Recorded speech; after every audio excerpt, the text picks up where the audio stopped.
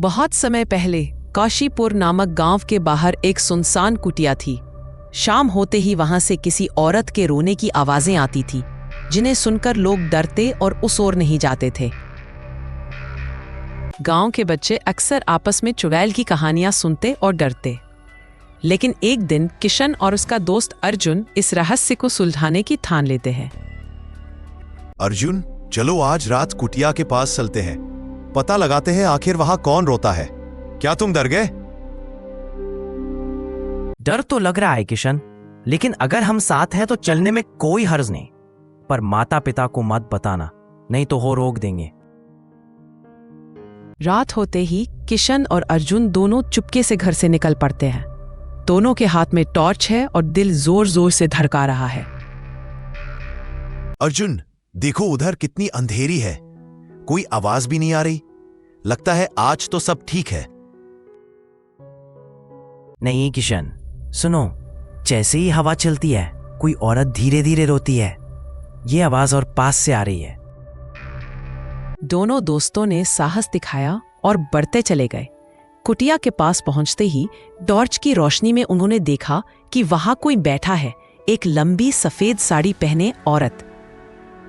अर्जुन, वो कौन है? उसका चेहरा क्यों छुपा है? उसकी साड़ी खून से लाल हो रही है।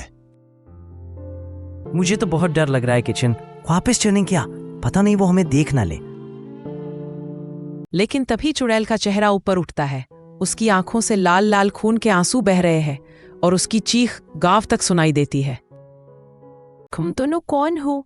मेरी पीड़ा क्यों देखने आए हो? जाओ यहाँ से, वरना तुम भी पीड़ित हो जाओगी। हम माफी चाहते हैं, पर हमें बताओ तुम क्यों रोती हो? तुम्हारी आंखों से खून क्यों निकल रहा है? मुझे न्याय नहीं मिला। वर्षों पहले यहाँ मेरी हत्या कर दी गई थी। मेरी आत्मा आज भी उसी पीड़ा में तड़पती है। हर रात मेरी आंखों से खून के आंसू बहते हैं। इसने किया तुम्हारे साथ ऐसा? क्या हम तुम्हारी कुछ मदद कर सकते हैं? गांव के जमींदार ने धोखे से मुझे मार दिया और मेरा अपमान भी।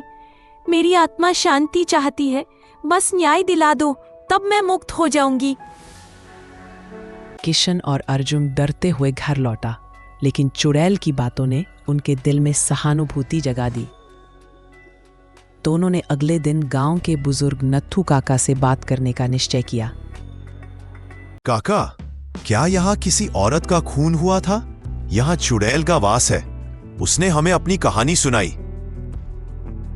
बेटा, ये कहानी सच है। पुराना जमींदार बड़ा निर्दयी था। उसने वसुधा नाम की लड़की को मार डाला था।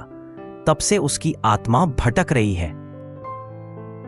काका, क्या वसुधा को किसी तरह से न्याय मिल सकता है जिससे वह शांति पा जाए? हाँ बेटा, अगर गांव के लोग मिलकर उसे न्याय देने के लिए प्रार्थना करें और उसके कातिल के गुनाह सबके सामने लाएं, उसकी आत्मा को शांति मिल सकती है। अगले दिन किशन और अर्जुन ने गांव वालों को इकट्ठा किया और सबको सारी बात बताई। लोग पहले डरे, पर फिर सच्चाई जानकर सब दुखी हुए। हम सब मिलकर वसुधा के लिए मंदिर में पूजा करेंगे और जमींदार के अपराध को पंचायत में बताएंगे। अब उसकी आत्मा को न्याय मिलना चाहिए। हाँ, हमें मिलकर उस बेचारी आत्मा के लिए दुआ करनी चाहिए। ये गांव का फर्ज है। गांव के लोग मिलकर वसुधा की आत्मा की शांति के लिए मंदिर में हवन पूजा करवाते हैं और पंचायत में जमींदार की सच्चाई उजागर करते हैं। अब देखना होगा अर्जुन, क्या वसुधा की आत्मा सच में अब शांति पा जाएगी? मुझे बहुत डराक सपना आया था बीती रात।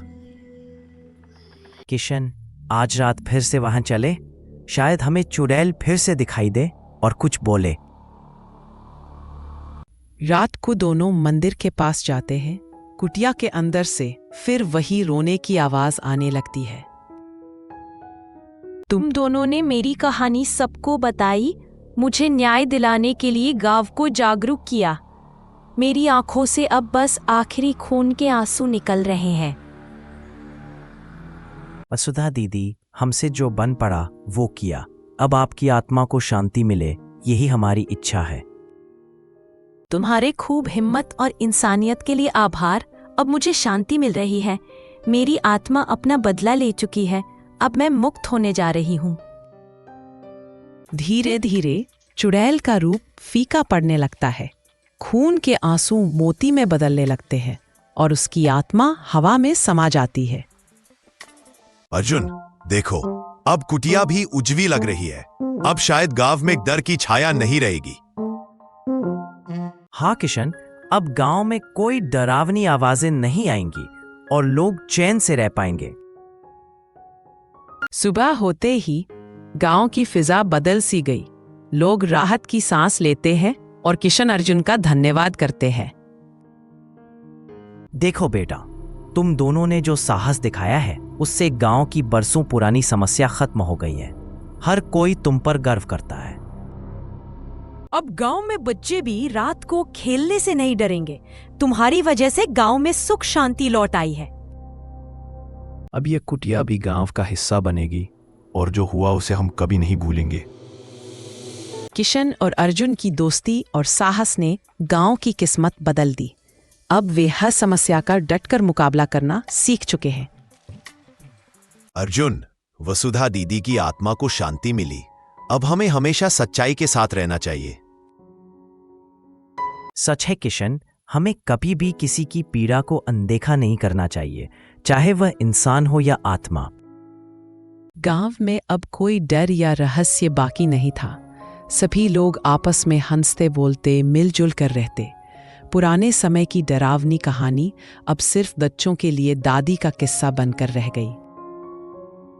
इस कहानी से यही सीख मिलती है कि सच्चाई और साहस से हर डर दूर किया जा सकता है। हमें दूसरों की पीड़ा समझनी चाहिए और न्याय का साथ देना चाहिए। काशीपुर गांव अब फिर से खुशहाल और निडर हो चुका है। बच्चों की खिलखिलाहट गांव के हर कोने में गूंजने लगी।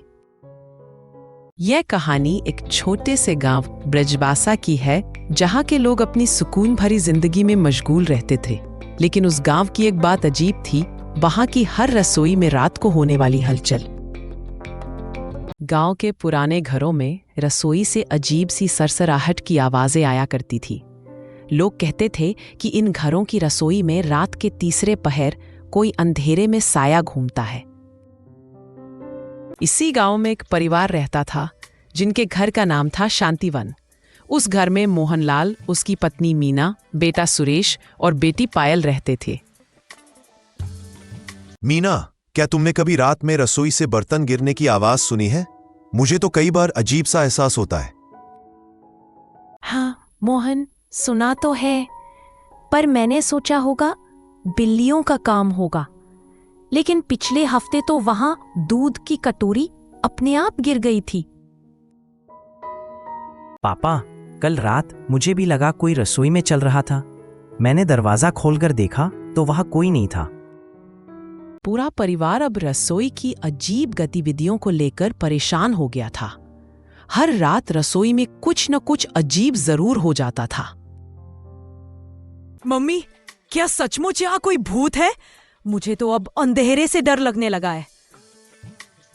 नहीं बेटा, डरो मत, हम सब साथ हैं। लेकिन हमें पता लगाना होगा कि सच में क्या हो रहा है। मोहनलाल ने तय किया कि वह रात में जाकर रसोई की निगरानी करेगा। उसी रात वह चुपचाप रसोई के पास जाकर बैठ गया। मीना, आज रात मैं रसोई के पास ही रहूंगा। अगर कुछ होता है तो मैं उसे देख लूंगा। ठीक है मोहन, सावधानी से रहना। मुझे भी अजीब सा डर है, पर सच जरूर पता लगाना है। आधी रात को अचानक रसोई से दरवाजे की चरमराहट सुनाई दी। मोहनलाल जैसे तैयार ही था, उसने धीरे धीरे झांक कर देखा। कौन है वहां? किसकी परछाई है? बाहर आओ। यहाँ मेरी रसोई है, कोई बाहर नहीं जा सकता। तुम सब मुझसे क्यों डरे हो? मोहनलाल की आंखें फटी की फटी रह गई। रसोई के कोने में एक अजीब सी आकृति, लंबी उलझी बाल और पीली आंखों वाली चुड़ैल खड़ी थी। पापा, आवाज किसकी थी? क्या कोई अंदर है? बेटा, तुम दरवाजा बंद कर लो। मम्मी और पायल के साथ कमरे में रहो। मैं देखता हूं यहां क्या हो रहा है। चुड़ैल ने धीरे धीरे आगे बढ़ना शुरू किया। उसकी सांसें फुसफुसा रही थीं और पूरे घर में डर का माहौल छा गया।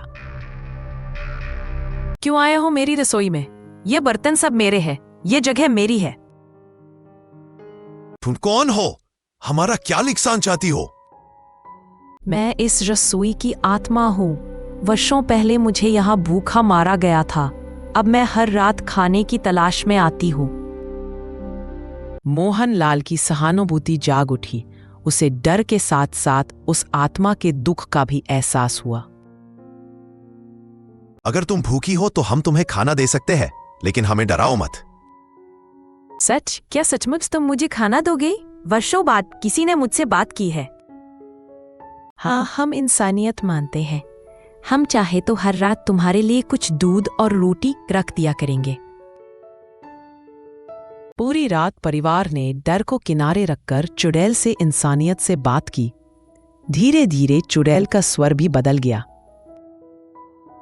तुम्हारे व्यवहार से मुझे बहुत अच्छा लगा।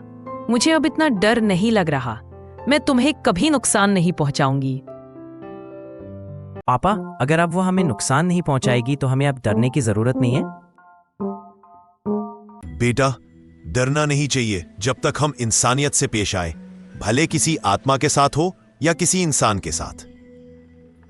कुछ दिनों के बाद गांव में रसोई से डरावनी घटनाएं बंद हो गईं। मोहनलाल के घर में भी सुख शांति लौट आई थी। मम्मी देखो, अब तो रसोई में कुछ भी अजीब नहीं होता। रात को भी डर नहीं लगता। हाँ बेटा, अब वह आत्मा भी हमारे परिवार का हिस्सा बन गई है। इंसानियत में बहुत ताकत होती है। पूरे परिवार ने चुड़ैल के लिए रोज रात को दूध रोटी रखना शुरू किया। इसके बाद वहां कभी कोई परेशानी नहीं हुई। तुम सबका धन्यवाद। अब मैं चैन की आत्मा हूँ। अब कोई किसी से डरेगा नहीं। मम्मी, कल तो चुड़ैल ने मेरी चॉकलेट रख ली थी। हाँ, माफ करना सुरेश, मुझे मीठा बहुत पसंद है। अगली बार हमारे लिए भी कुछ छोड़ देना, चुड़ैल दीदी। अब सभी चुपचाप रात को रसोई में दूध रोटी और थोड़ी चॉकलेट रख देते थे। चुड़ैल दीदी का प्यार सभी के दिलों में बस गया। देखो बच्चों, डर को इंसानियत से हराया जा सकता है। हमें हमेशा दया और समझदारी से पेश आना चाहिए। अगर हम एक दूसरे के डर और दर्द को समझ लें तो कोई समस्या बड़ी नहीं रह जाती। ब्रिजबासा गांव की यह कहानी पूरे इलाके में फैल गई। अब कोई भी अजीब आवाज आने पर डरता नहीं था, बल्कि समझदारी से कारण ढूंढता था। अंततः रसोई की चुड़ैल अब सबकी दोस्त बन चुकी थी। मोहनलाल का परिवार अब बेहद खुश और सुकून की जिंदगी जीने लगा था। चलो बच्चों, अब रात को निडर होकर सो जाओ। अब यहाँ कोई डरावनी आत्मा नहीं, केवल दोस्ती की खुशबू है। हाँ पापा, अब मुझे डर नहीं लगता। चुड़ैल दीदी तो बहुत अच्छी है। बच्चों, रात में खूब मीठा खाओ, मगर मेरी हिस्सेदारी मत भूलना। जरूर चुड़ैल दीदी, हम सब मिलकर खाएंगे। इस तरह ब्रिजबासा गांव की रसोई में अब डर नहीं, प्यार और अपनापन बस गया। सबका साथ, सबका विश्वास, यही असली कहानी है। और इस तरह मोहनलाल के घर में रसोई की चुड़ैल भी अब परिवार का हिस्सा बन चुकी थी। याद रखिए, किसी डर का हल डरना नहीं, बल्कि उसे समझना और उसका सही समाधान ढूंढना है। इसी सीख के साथ खत्म होती है ब्रिजबासा गांव की रसोई में दिखने वाली चुड़ैल की रहस्यमयी मगर प्यारी कहानी।